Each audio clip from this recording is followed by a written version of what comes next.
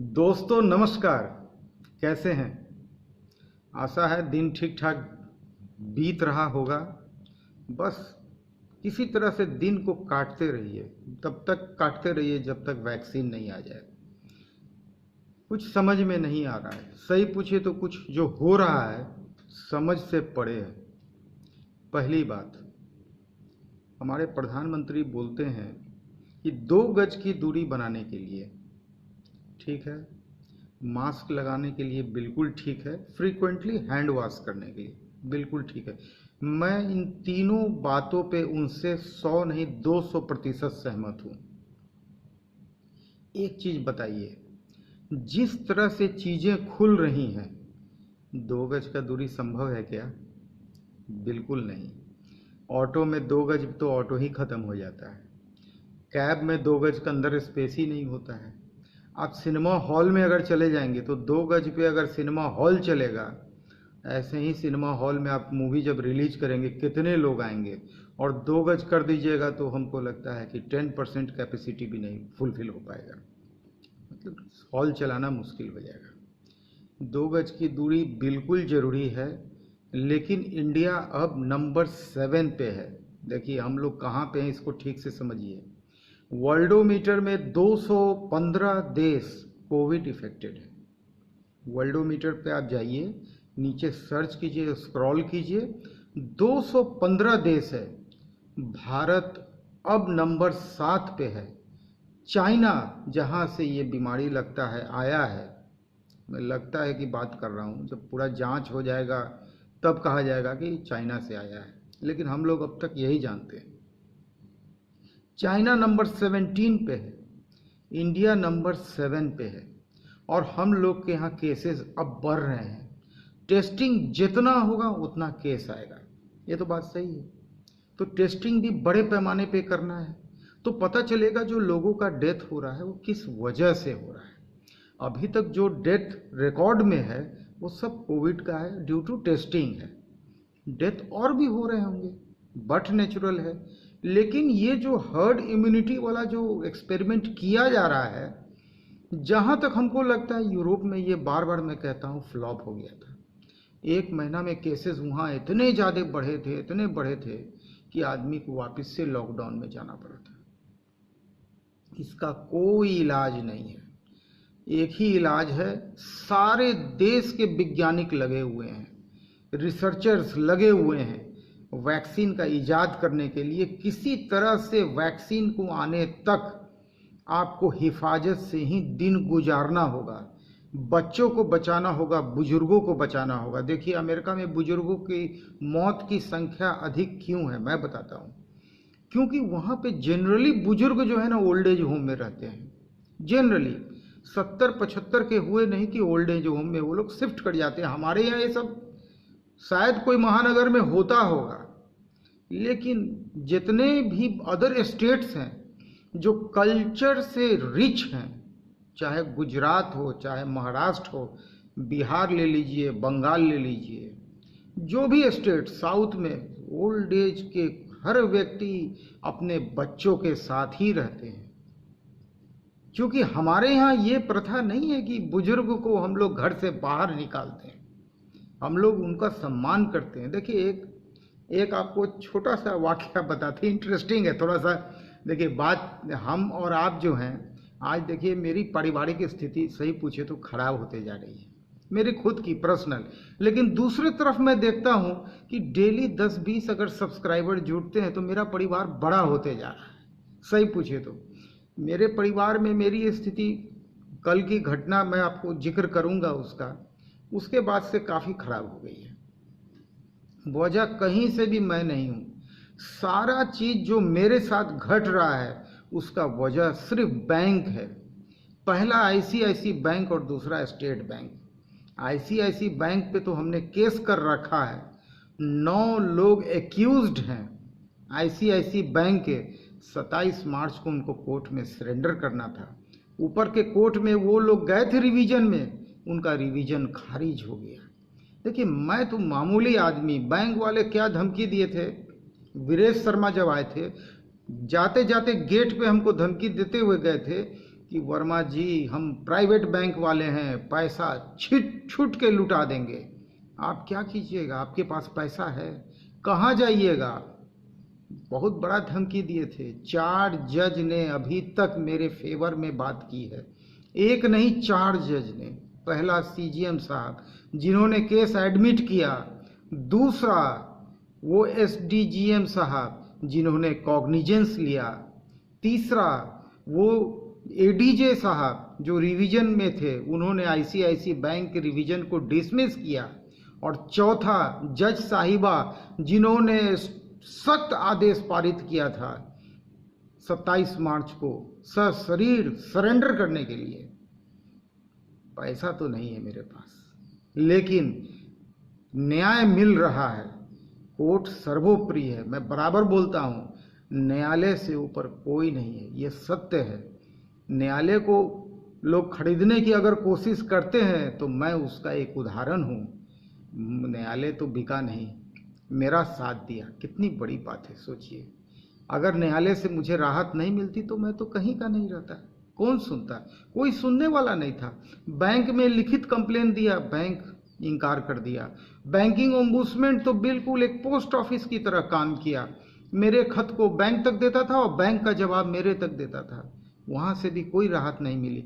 मैंने कहाँ कहाँ चिट्ठी नहीं लिखी, मैंने हर मीडिया को संपर्क करने का कोशिश किया, किसी ने मेरा साथ नहीं दिया। कोर्ट ने मेरा साथ दिया, बहुत बड़ी बात है। मुझे हिम्मत दी, साहस दिया।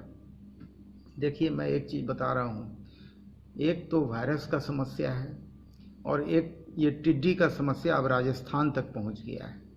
मतलब ये समस्या जो टिड्डी वाला है, ये बरसात में और बढ़ने वाला है, क्योंकि बरसात में इनकी संख्या डबल हो जाती है। ये ऑटोमेटिक इनमें ग्रोथ होते रहता है, और ये थोड़ा सा लगता है कि जो वक्त चल रहा है उसके हिसाब से खेत में अगर फसल है, कोई भी चीज़ है, ये एक बहुत बड़ा चिंता का विषय है। विशेषज्ञ लोग को सोचना चाहिए कि इसका कैसे समाधान निकाला जाए। देखिए कल क्या हुआ, मेरी बड़ी बेटी तो परेशान है, क्योंकि उसका जो इंटरमीडिएट नहीं निकला, उसको सीए के पढ़ाई से दिमाग हट गया है। अब वो देख रही है कि एक बार जो इंटरमीडिएट में वो फेल उसके ऊपर लग गया, अब वो दोबारा अटेम्प्ट नहीं लेना चाह रही है कि अगर दोबारा कहीं फेल हो जाए तो क्या होगा। मैं बार बार कितना बार उसको बोलने की कोशिश किया हूँ कि कई आईएएस टॉपर का मैंने इंटरव्यू पढ़ा है जो 2 बार 3 बार फेल हुए हैं, लेकिन अब चौथी बार 5वीं बार में आईएएस टॉपर हुए हैं। आदमी को कभी गिव अप नहीं करना चाहिए। Try try and try again, बिल्कुल सक्सेस हाथ आएगा। क्यों नहीं आएगा? ठीक है, बड़ा बड़ा कोचिंग इंस्टीट्यूट उसको नहीं मिला, अगर उसको इस तरह का सुविधा मिला होता तो कहानी कुछ और होता, लेकिन जो उपलब्ध साधन है उसी से आदमी को आगे मेहनत करना चाहिए। जो है, अब वजह ठीक है, बैंक ने धोखा दिया जिसका वजह आज सब है। मुझे डायबिटीज भी हुआ, मेरी परिवार की स्थिति खराब हुई, बच्चों टॉपर बेटियों को मैं कॉलेज में नहीं डाल सका। कितना कष्ट नहीं होगा एक बेटी के बाप के ऊपर में, क्या गुजरता होगा आप इसको समझिए। अगर आपकी बेटी टॉप की है 94.4% और 94.2%, ये कम मार्क्स नहीं होता है। पढ़ने में इतना दोनों तेज है। बड़ी बेटी को मैं जब देखता था पढ़ते रहती थी, अपने से वो अपना जान के पूरा जितना दे सकती थी दी थी। ठीक है, उसको सपोर्ट बाप के तरफ से नहीं मिला, जो और बढ़िया बढ़िया बुक्स होता, कोचिंग का गाइडलाइन उसको मिलता, वो इंटरमीडिएट फटाक से निकालती और अच्छे नंबरों से निकालती। मैं उसको देख के जानते हैं क्या बोलता था कि तुम बिल्कुल पास करोगी।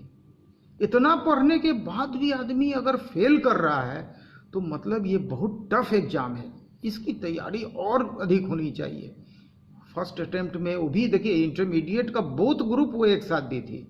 लोग जनरली एक ग्रुप देता था, लेकिन चूंकि इतनी तेज है, वाकई देखिए जो चीज़ है सो है, उसकी पढ़ाई को मैं देखा हूँ, उसको दूसरा कोई डाइवर्सन नहीं रहता था। 24 आवर्स में से 18 आवर्स, मैंने इवन की सोती भी थी तो उसके आंख में चश्मा लगा रहता था, किताब उसके बगल में खुला रहता था। मैंने पढ़ते पढ़ते नींद उसको आता था। ये सब देखते हुए मैं बोलता था कि तुम बिल्कुल पास करोगी। अब देखिए, इतना के बावजूद भी वो फेल कर गई। बहुत दुख हुआ, हमको भी धक्का लगा, लेकिन मुझे दुख हुआ, मैं ऐसा था नहीं। मैं करोड़ों करोड़ का इंसान आज के डेट में होता।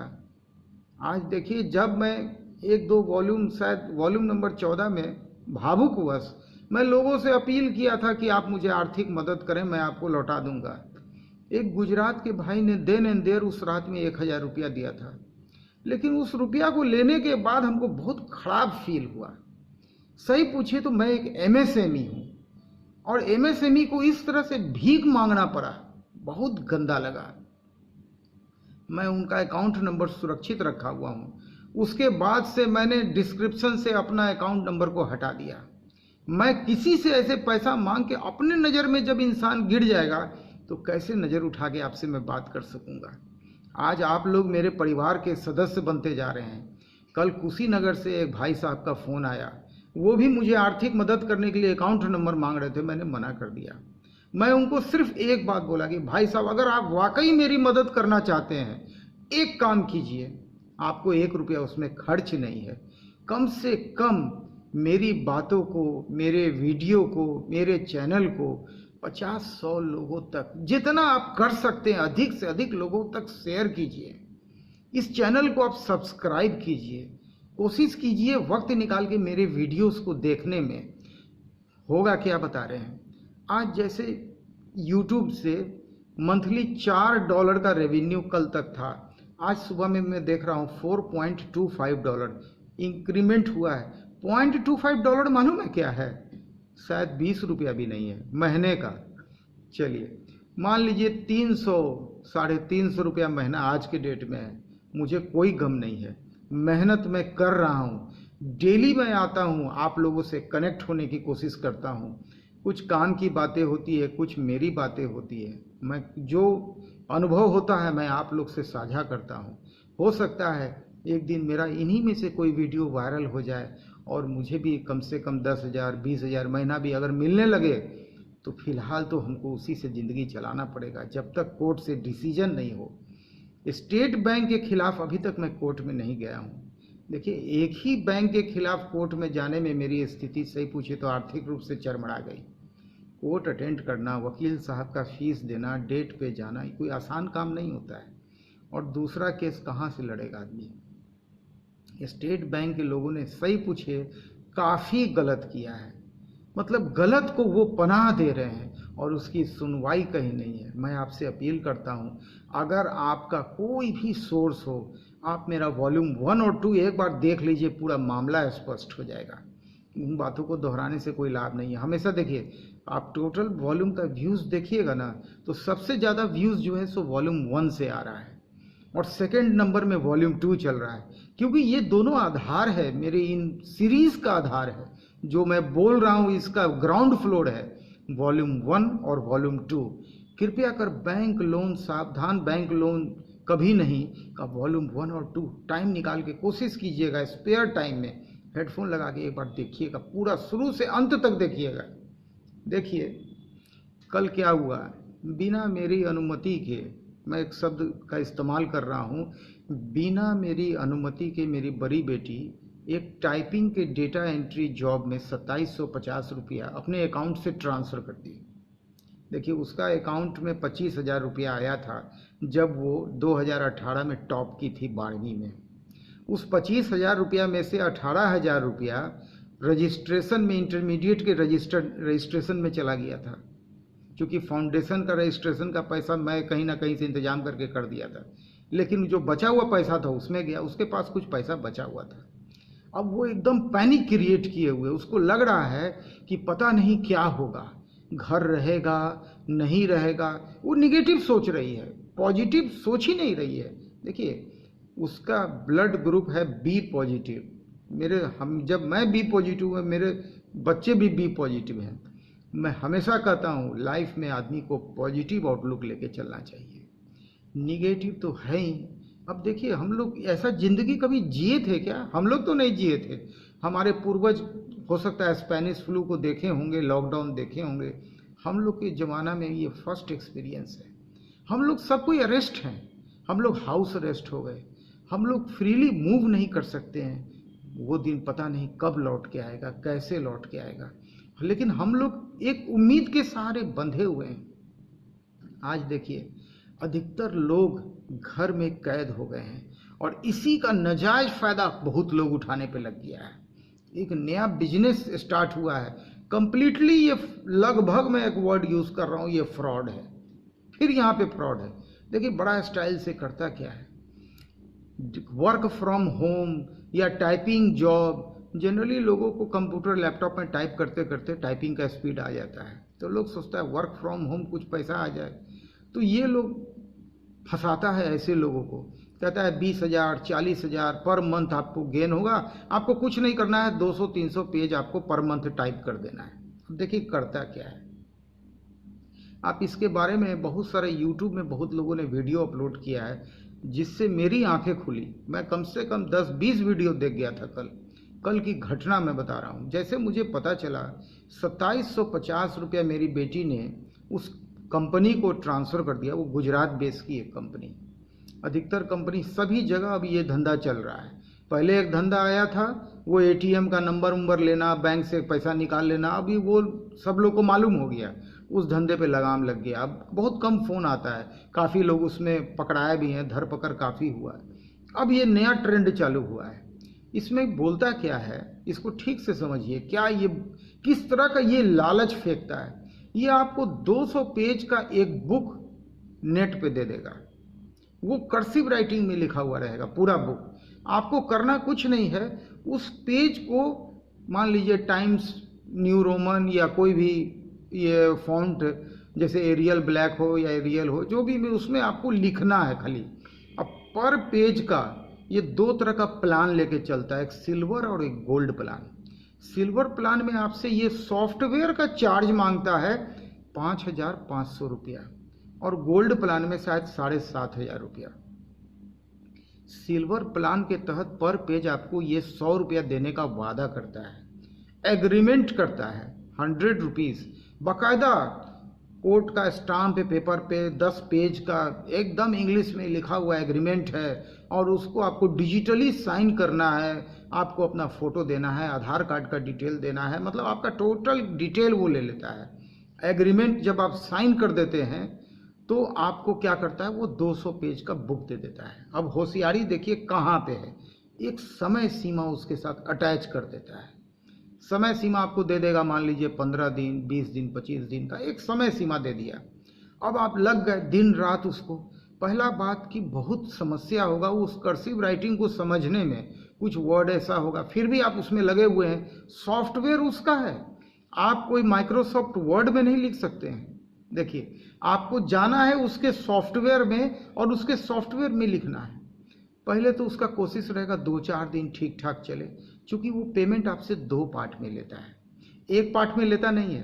पहले वो आधा 2750 रुपया मांगता है, आप उसको देन एंड देयर दे देते हैं। वो एग्रीमेंट फॉर्म भेजता है, एग्रीमेंट आप फुलफिल करके आप उसको ज्वाइन कर लेते हैं। जब आपको वो बुक दे देता है, आप काम चालू करते हैं, फिर आपसे पार्ट पेमेंट वो ले लेता है 2750 रुपया। उसमें भी कहता है कि 5,500 रुपया जो टोटल पेमेंट आएगा, उसमें 500 जो है आपको, जो ये जो 20,000 आपको जो मिलेगा उसके साथ हम रिफंड कर देंगे। इतना आपको साइकोलॉजिकली वो बातों से हिप्नोटाइज करता है, अपने कंपनी का पूरा डिटेल दिखाता है, और कंपनी बना के रखता है, बाकायदा ऑफिस भी है, सब कुछ है, लेकिन वर्क ऐसा है जो आप कभी जिंदगी में नहीं पूरा कर पाइएगा। अब देखिए क्या होगा, 10 दिन 15 दिन के बाद उसका सॉफ्टवेयर डाउन होने लगता है।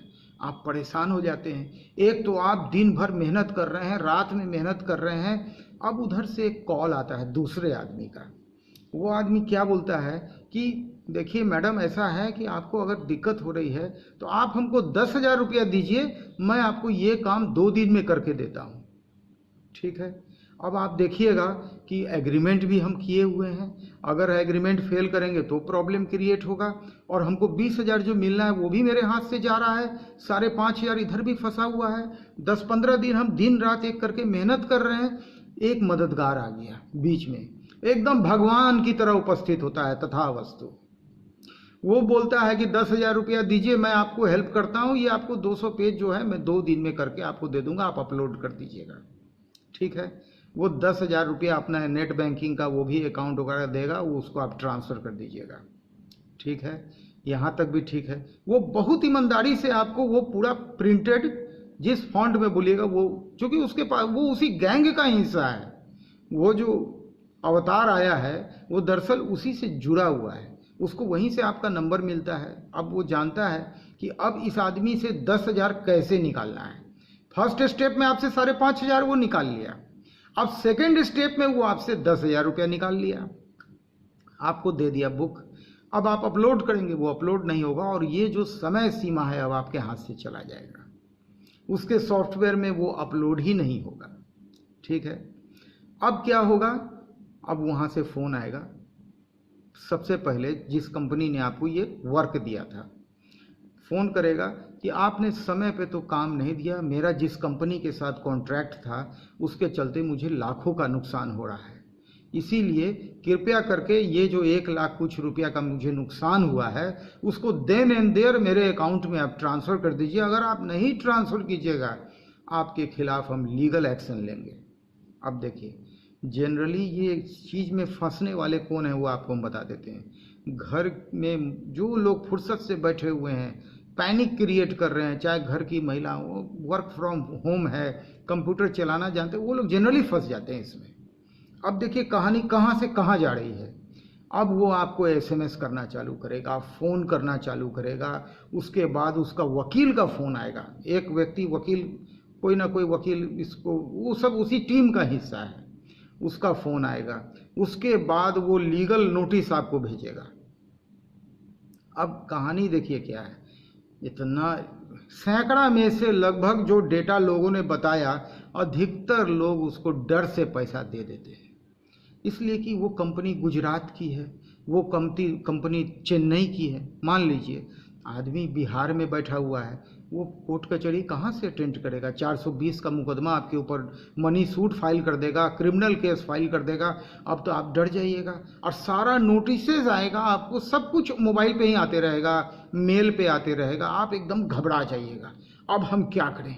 अब देखिए, हो सकता है कुछ लोग सुसाइड कमिट कर लें, ये भी हो सकता है, उनके पास पैसा नहीं होगा।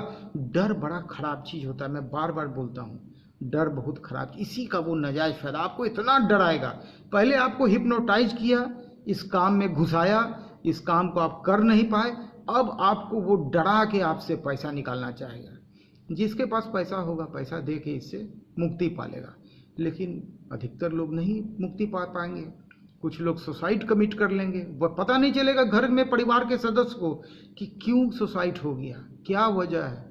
इसलिए कि ये गलती वो लोग खुद करते हैं, फैमिली में भी जनरली नहीं बता पाते हैं, तो वो छुपा के कुछ ना कुछ गलत कदम उठा लेगा लोग, और जो पैसा आ गया उससे उनकी कंपनी रन कर रही है।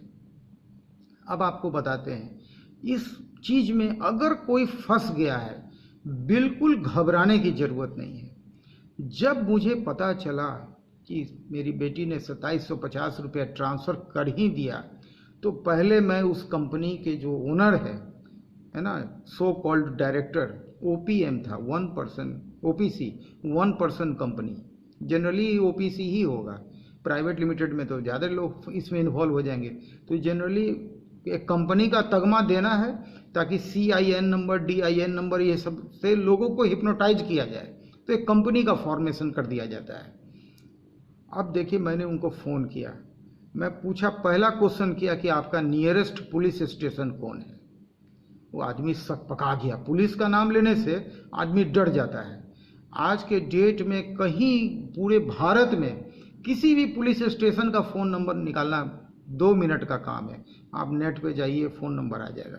मैंने उनसे पहला सवाल किया, मैं जब उनका एड्रेस देखा ना, तो एड्रेस से लग रहा था कि वो सूरत के हैं, अजानन करके कोई जगह है सूरत में, मेरे सूरत के या गुजरात के भाई लोग जानते होंगे जो एड्रेस आ रहा था। मैंने उनसे पहला क्वेश्चन किया कि आपका नियरेस्ट पुलिस स्टेशन कौन है। मैंने अपना आइडेंटिफिकेशन दिया, मैं संजीव वर्मा बोल रहा हूँ, और जिस क्लाइंट को आपने इसमें इन्वॉल्व किया है इस काम में, मैं उसका फादर बोल रहा हूँ। अभी देखिए एक प्लस पॉइंट क्या था, मेरी बेटी फर्स्ट किस्त उसको दी थी, पार्ट पेमेंट दी थी, और अभी तक उसके तरफ से एग्रीमेंट शाम तक आने वाला था कल। वो एग्रीमेंट अभी साइन नहीं की थी, मतलब अभी बहुत ज़्यादा वो फंसी नहीं थी, उसको जॉब मिला नहीं था, उसको वर्क मिला नहीं था। जब मुझे पता चला मैं कॉल किया, और जब मैं उनसे पूछा कि आपका नियरेस्ट पुलिस स्टेशन कौन है, वहाँ से जानते हैं क्या जवाब आया? सूरत पुलिस स्टेशन। मुझे यहीं पे डाउट हो गया कि ये आदमी एक नंबर का फ्रॉड है। अब आप बताइए, सूरत पुलिस स्टेशन भी कोई पुलिस स्टेशन होगा? जैसे मान लीजिए पटना है, तो पटना पुलिस स्टेशन तो कोई पुलिस स्टेशन नहीं है पूरे पटना में, कहीं भी नहीं होगा। बेंगलोर पुलिस स्टेशन हो सकता है नहीं हो, हर एक जगह होता है। जैसे पटना में कंकड़ बाग है, अगम कुआं है, पटना सिटी है, गांधी मैदान है, कोतवाली है। गांधी मैदान पुलिस स्टेशन, कोतवाली police station, Kankarbagh police station, ये सूरत पुलिस स्टेशन तो नहीं बोलना चाहिए उसको, उसको बोलना चाहिए अजानन पुलिस स्टेशन। ये पते की बात है, हो सकता है। तो मैं बोला ठीक है, फ़ोन रख दिया। उसके बाद मैं दूसरा काम क्या किया, मैं यूट्यूब में गया और 10-15 फ्रॉड का जो इस तरह का लिंक था, उसको मैं पहले अपने बेटी के व्हाट्सएप पे भेजा, इसलिए कि ये सारा कारोबार बेटी के मोबाइल से चल रहा था। तो मैं उस बेटी को बोला कि अब तुम एक काम करो, उससे वापस पैसे का डिमांड करो और बोलो कि हमको ये काम नहीं करना है, आप हमको पैसा रिफंड कर दीजिए, ठीक है? और साथ में ये सारा फ्रॉड का डिटेल टांग दो, उसको सेंड कर दो।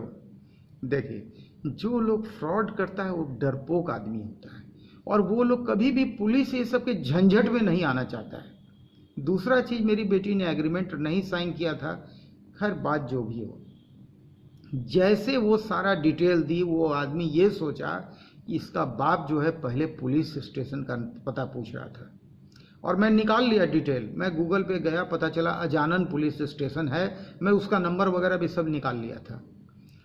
चुपचाप से वो बोला मेरी बेटी को, सारा लिंक देखने के बाद वो समझ गया कि मेरा तो ओपन हो गया है मामला। वो बोला कि आप अपना अकाउंट नंबर दे दीजिए, और तुरंत 2750 रुपया विदिन 10 मिनट्स उसके खाता में आ गया वापस।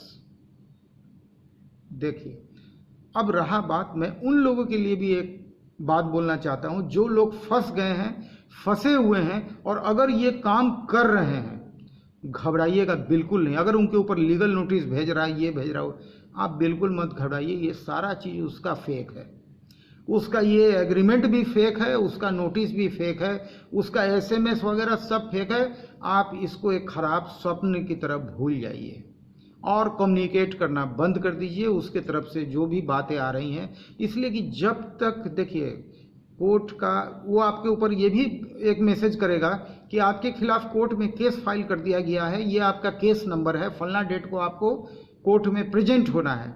ऐसा नहीं होता है। कोर्ट में जब भी केस फाइल होता है ना किसी के खिलाफ, तो कोर्ट की ये जिम्मेवारी होती है, कोर्ट केस का पूरा कॉपी आपके पते पे भेजता है। और एक बात और मैं आपको बता देता हूँ, आप रहते हैं बॉम्बे में, कोर्ट है गुजरात में, मान लीजिए सूरत में, आप इनोसेंट हैं, आप कोर्ट को उस केस के मैंने अपने आप को डिफेंड जो आप करेंगे, उसका एक लिखित स्टेटमेंट, रिटन स्टेटमेंट उसको बोलते हैं। आप उस माननीय अदालत और माननीय जज को केस का रेफरेंस देते हुए, अगर आपको वाकई ऐसा आ गया है, कोर्ट से आ गया है, तो आप पहले अपना पक्ष रिटन स्टेटमेंट और उसको क्या कीजिएगा, सर ये करा लीजिएगा, जिसको बोलते हैं ना शपथ पत्र जिसको बोलते हैं, है ना, एफिडेविट करा लीजिएगा कोर्ट से। और कोर्ट फीस होगा 20, 25, 50 रुपये का, एक गवर्नमेंट का कोर्ट फीस के नाम पे स्टाम्प खरीद के साथ में लगा दीजिएगा। और अपना रिटन स्टेटमेंट कोर्ट को स्पीड पोस्ट कीजिएगा, कुरियर कभी मत कीजिएगा। पिन कोड के साथ गवर्नमेंट का जो स्पीड पोस्ट आता है, वो स्पीड पोस्ट के माध्यम से आप अपना बयान, अपना जो बयान है वो आप कोर्ट में एकदम बिल्कुल भेज दीजिए। कम से कम आपका बयान कोर्ट में दर्ज हो जाना चाहिए। इसके बाद आप नेट पे जाके लोकल में बहुत सारे वकील मिल जाएंगे, आप उनको हायर कर लीजिए और 1-2 डेट लगेगा जो भी है। ये लोग वहाँ तक जाने वाला नहीं है, ये लोग खुद फ्रॉड है। ये जो टाइपिंग जॉब, डेटा एंट्री का काम देने वाले अधिकतर लोग, आप ये बात मैं नहीं बोल रहा हूँ, यूट्यूब में दुनिया भर का आप खाली खोजिए fraud of data entry, fraud of typing job, बहुत लिंक आ जाएगा। कैसे बचें इससे, उसका लिंक आ जाएगा। अगर आप फंस गए हैं तो इससे कैसे निकले, उसका लिंक आ जाएगा। तो इसलिए मेंटली कोई घबराने की ज़रूरत नहीं है, बिल्कुल मत घबराइए। ऐसे बैठे बैठे कोई किसी को घर में पैसा नहीं देता है काम करने का, इसको समझिए। पूरा पेज टाइपिंग हम लोग बाहर कराने जाते हैं तो 50 रुपया, 15 रुपया, 10 रुपया, कोर्ट में जाइए ना 15 रुपया लेता है एक पेज टाइपिंग का पूरा, और भी आपके हाथ का लिखा हुआ रहता है ना, उसका पर पेज का 15 रुपीज़ लेता है। ये आपको 100 क्यों दे रहा है भाई? और सीधा सीधा 200 पेज आपको दे दिया। और जब कोई भी छपा हुआ चीज़ आपको मिलता है तो एक सॉफ्टवेयर आता है, उसको स्कैन कीजिए और जिस फॉन्ट में चाहिए 1 मिनट में वो कन्वर्ट हो जाएगा, आपको टाइप करने का ज़रूरत नहीं है। आज के डेट में इतना टेक्नोलॉजी आगे जा रहा है कि किसी भी फॉन्ट को स्कैन कीजिए और उसको जिस फॉन्ट में चाहें आप कन्वर्ट कर लीजिए। आपको अगर मिल रहा है, फोटो में भी अगर मिल रहा है लिखा हुआ पूरा किताब, आप उसको देन एंड देयर वो आपको 100 रुपया देगा। ये पूरा 200 पेज का काम एक दिन का भी नहीं है। अगर ढंग से भिड़ जाए तो एक दिन का भी काम नहीं है, 2-3 घंटा में ये काम करके आप उसको दे सकते हैं और एक दिन में 20,000 कमा सकते हैं। ऐसा कोई किसी को क्यों 20,000 देगा? थोड़ा तो सोचिए। देखिए, कल बहुत लोगों ने बहुत लोग बोलते हैं, कल वो कुशीनगर वाले भाई साहब भी हमको बोलने लगे कि सर मैं 5-10 लाख रुपया लगा के सीलिंग फैन का काम करना चाहता हूँ। मैं बोल रहा हूँ, सभी लोगों से मैं अपील करना चाहता हूँ, ये छोटा बिजनेस नहीं है। 5-10 लाख लगा के आप इसमें कुछ नहीं कर सकते हैं। मैं उसका भुक्तभोगी हूँ। जब 75 लाख का बात करके ICICI बैंक ने मुझे 13 लाख दिया तो मैं क्या किया, 5 लाख का मशीन लगाया। जो मशीन 25 लाख का होना चाहिए था उसमें मैं 5 लाख डाला और 5 लाख रुपया रॉ मटेरियल में डाला और 3 लाख रुपया बचा के रखा साहब का EMI चलाने के लिए। मैं फ्लॉप करते चला गया।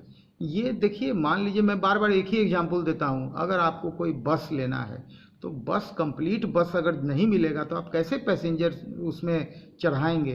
कोई बस का इंजन पकड़ा दे, फिर कभी आप चक्का लगा लीजिए तो आपका बस भी कंप्लीट होने में एक जमाना लग जाएगा। आप बिल्कुल पार्टनरशिप कीजिए। मैं बोलता हूँ 10 लोग 20 लोग की आवश्यकता पड़ेगी, आप अकेले नहीं खोज पाएंगे। एक व्यक्ति जिससे आपका मन बहुत अच्छा मिलता हो, जो आपको जानता हो, जिसको आप जानते हो, उस व्यक्ति को पहले पार्टनर बनाइए। उस व्यक्ति से एक और व्यक्ति मिलेगा, कुल मिला के 20 आदमी का टीम खड़ा कीजिए। बात 75 लाख और करोड़ की है, 5-5 लाख भी लोग लगा देगा ना, ये काम बहुत बढ़िया और बड़े पैमाने पे होगा। और मैं गारंटी के साथ कहता हूँ, अगर आप ढंग से इस काम को करेंगे, 1-2 लाख पर डे कमाना, एकदम शुद्ध मुनाफा, कोई बड़ी बात नहीं है। वीडियो अंत तक देखने के लिए आपका बहुत बहुत धन्यवाद।